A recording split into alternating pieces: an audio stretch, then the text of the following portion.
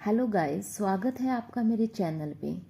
तो आज हम एक ऐसी सच्ची घटना की बात करेंगे जिसको सुनकर आप भी हैरान हो जाओगे, आप भी रो पड़ोगे। 72 दिन साथियों का मांस खाया, जिंदा बचे सिर्फ 16, विमान क्रश में बचे यात्रियों की दर्दनाक कहानी। ये एक सच्ची घटना है। उरुग्वे की रग्बी टीम को ओल्ड क्रिश्चियन क्लब की टीम के चिली के साथ मैच खेलना था और वह चिली जाने के लिए एक प्लेन में 12 अक्टूबर को सवार हुए।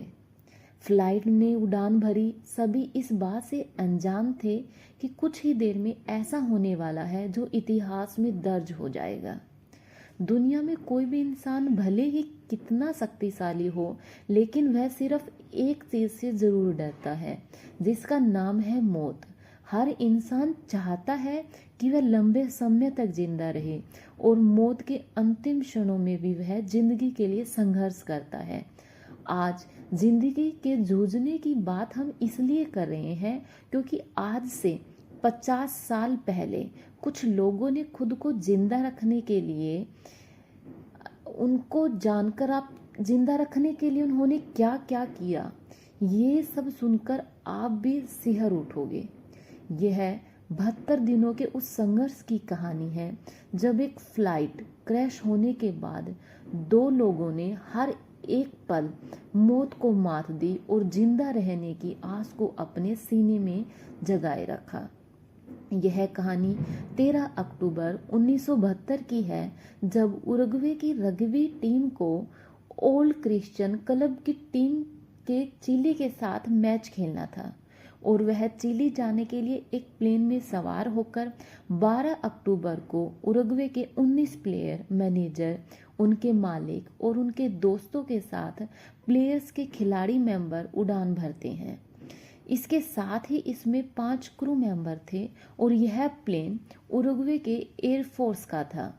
विमान के उड़ान भरने के कुछ ही समय के बाद मौसम खराब होने के बाद उसे चिली की जगह अर्जेंटीना में उतारना पड़ता है। यहाँ पर रुककर मौसम साफ होने का इंतजार किया जाता है और अगले दिन यहाँ से चिली के लिए उड़ान भरते हैं। विमान 2:18 पर उड़ान भरता है और यह ग्लेशियर से होकर गुजरता है। विमान के पायलट को यहाँ से 29 बार गुजरने का अनुभव था, लेकिन उनकी जगह पर को पायलट विमान उड़ा रहा था और मौसम भी खराब था। को पायलट ने तूफान को पार किया और चिली के सैंटियागो एटीसी को संपर्क करते हुए विमान उतारने की इजाजत मांगता है। हालांकि सैंटियागो एटीसी पायलट की बात सुनकर हैरान हो जाता है क्योंकि उसे रडार पर फ्लाइट नहीं दिख रही होती है, लेकिन तभी को पायलट विमान को नीचे करता है और विमान एंडीज पहाड़ी की चोटी से टकरा जाता है और इसका पिछला हिस्सा टूट जाता है। इसमें पीछे बैठे 2 क्रू मेंबर और 3 मुसाफिर उसके साथ ही नीचे गिर जाते हैं। इसमें उड़ान के दौरान 35 लोग थे और 5 के नीचे गिरने के साथ ही 40 लोग रह जाते हैं। विमान पहाड़ी से टकराते हुए 200 मीटर तक घिसटता है और वह 2 भागों में टूट गया। इस हादसे में पायलट की मौत हो जाती है और को पायलट फंस गया। विमान में भी 12 लोगों की मौत हो गई थी, लेकिन 35 लोग अभी भी जिंदा थे। लेकिन अगले दिन 5 अन्य लोगों की मौत हो जाती है क्योंकि वो काफी जख्मी थे। कईयों के हाथ टूटे हुए थे तो कई लोगों के पैर।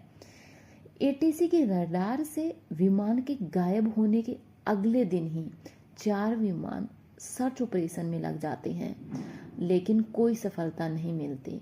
दूसरे दिन 3 देशों के 11 विमान सर्च ऑपरेशन के लिए निकलते हैं और क्रैश विमान के कुछ लोग उनको देख भी लेते हैं। वह सर्च फ्लाइट को देखते हुए चिल्लाते हैं, पर बर्फ होने के कारण ऊपर उड़ रहे विमान उनको नहीं देख पाए क्योंकि उनका जो प्लेन क्रैश हुआ था वो भी वाइट कलर का था। ऐसा 3 बार हुआ जब क्रैश विमान के लोगों को सर्च फ्लाइट दिखी और उन्हें हर एक मुमकिन कोशिश की, लेकिन कोई सफलता नहीं मिली। 8 दिन तक सर्च ऑपरेशन चलने के बाद उसे बंद कर दिया गया, क्योंकि मौसम खराब होने के कारण इतने दिन तक वहां कोई जिंदा नहीं रह सकता था। सरकार की तरफ से निर्णय लिया गया कि गर्मी पड़ने तक उनके शवों को ढूंढने के लिए सर्च ऑपरेशन चलाया जाएगा, क्योंकि गर्मी के बाद में बर्फ पिघलेगी और मे भी वो शव को ढूंढ पाए, क्योंकि उस टाइम पे सर्दी बहुत ज़्यादा थी। एंडीज पहाड़ी पर फंसे लोगों ने माइनस तापमान से बचने के लिए टूटे फ्लाइट के टुकड़ों को इकट्ठा किया और उसकी सील करने की कोशिश की। विमान में सवार लोगों में 2 मेडिकल के छात्र भी थे। इनके पास कुछ मेडिकल किट भी थी और वह उनसे घायलों को बचाने में लगे थे। लेकिन 9वें दिन एक और शख्स की मौत हो जाती है। अब खुद को जिंदा कर रखने के लिए जंग शुरू होती है। विमान में खाने के लिए कुछ ज़्यादा सामान नहीं था, क्योंकि इनको ज़्यादा लंबा सफ़र नहीं करना था। इनके पास खाने के नाम पर 8 चॉकलेट के डिब्बे, जैम की 3 बोतल, खजूर, ड्राई फ्रूट, कैंडीज और कई बोतल वाइन थी।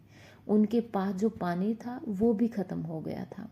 अब विमान में सिर्फ 27 लोग ही जिंदा बचे थे और उनको पता नहीं था कि कैसे जिंदा रहें। विमान में जो भी सामान था उसको 27 लोगों में बराबर बराबर बांट दिया गया और पानी के लिए बर्फ को पिघलाया गया।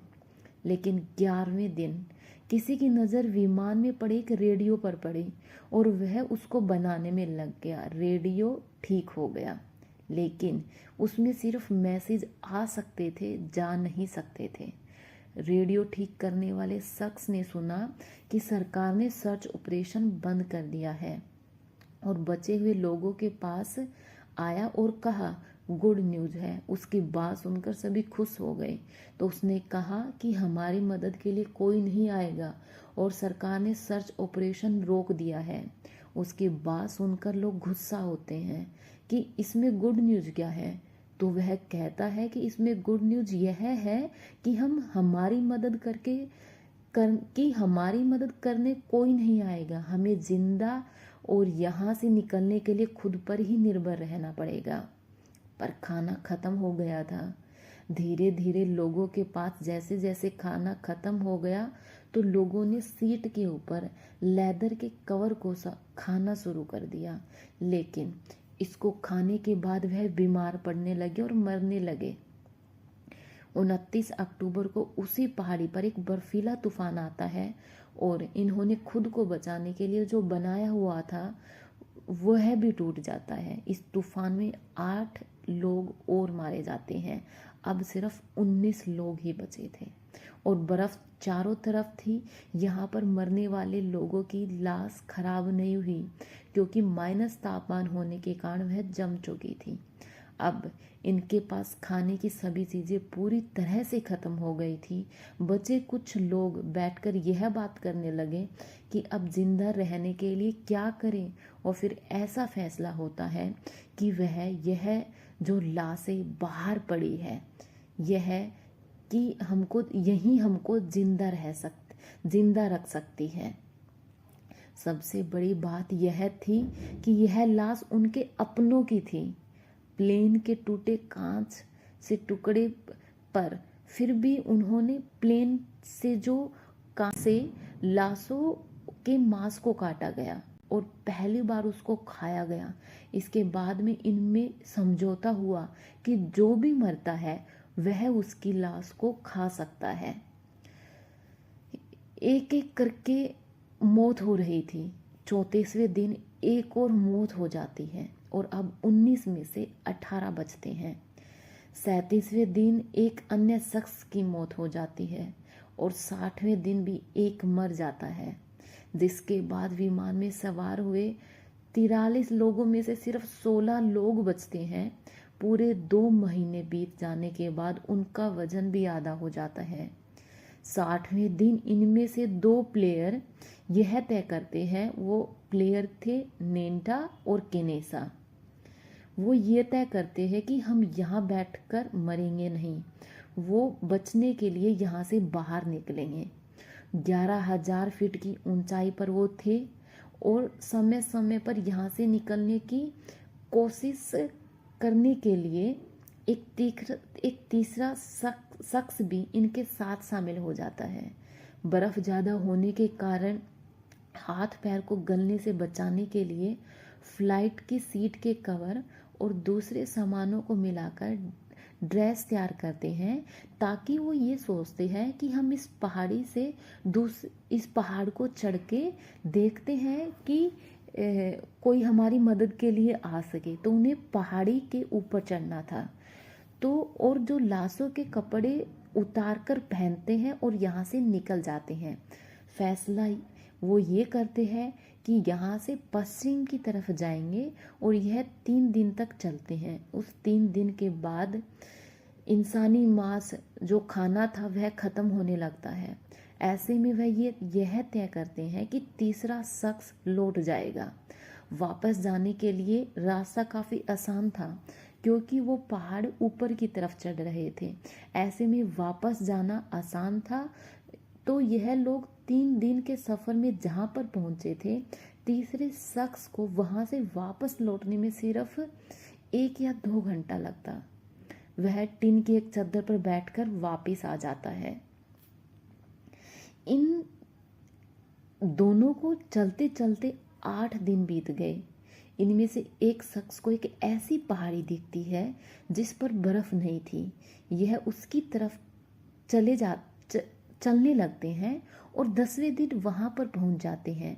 यहाँ दोनों 31 दिसंबर को पहुंचते हैं और वहां पर हरियाली और एक गाय को देखते हैं। दोनों लगातार चले जा रहे थे, लेकिन बोलने की हालत में नहीं थे। दोनों चलते चलते नदी के किनारे पर पहुंच जाते हैं। तभी इनको दूसरी तरफ 3 लोग दिखाई देते हैं। यह दोनों पूरी जोर से चिल्लाते हैं, लेकिन नदी के पानी के शोर में उनकी आवाज़ दब जाती है।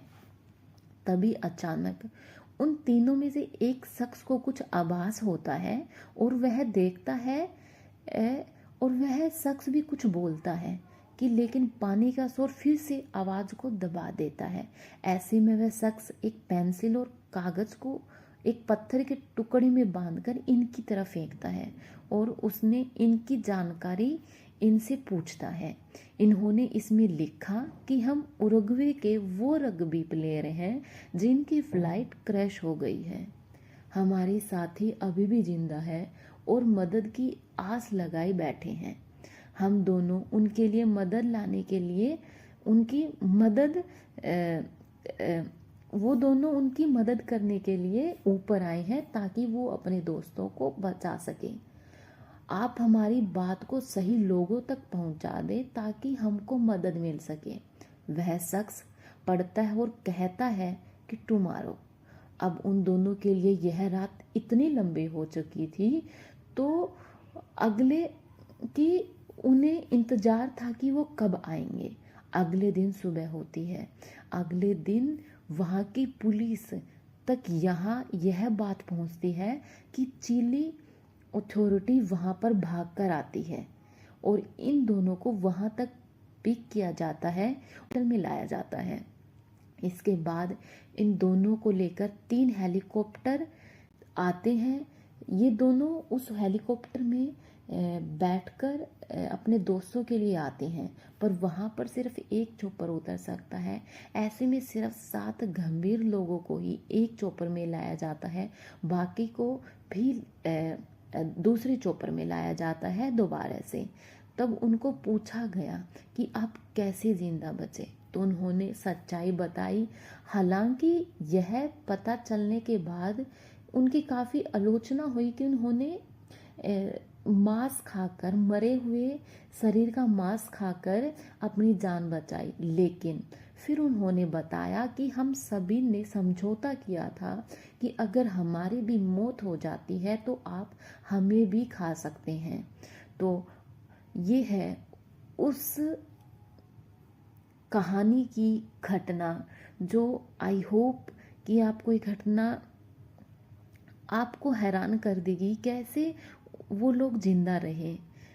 तो देखिए कि सरवाइव करने के लिए लोगों को क्या क्या करना पड़ता है, और वो जिंदा भी रहे और जो लोग बचे, और वो भी चाहते थे कि हम मरे क्यों नहीं। मरे कहने का मतलब कि वो चाहते थे कि काश हमारा शरीर भी किसी के काम आ जाता और कोई और दूसरा जिंदा रह जाता।